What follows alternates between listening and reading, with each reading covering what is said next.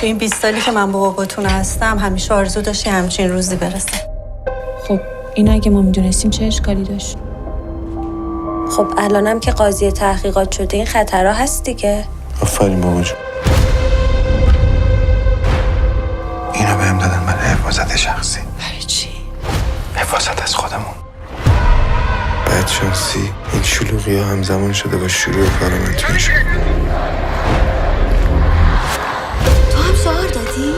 شعار دادم و سعیدم در آوردم. چرا مردم رو دارم میدارم؟ اسلحه رو کجا گذاشتی؟ اسلحه؟ شاید بچه ها برداشته باشن. من اصلا نمیدونستم تو اسلحه داری. تو نت در اومده مشخصات باباست. آدرس خونه رو گذاشتم.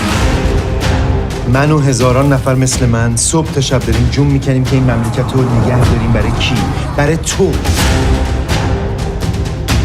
یعنی من نمیفهمم چه فاجعه‌ای داره تو زندگیم اتفاق میفته. نگرانی خانوادت بفهمن چی کاره ای؟ من از هیچ کس نمیترسم.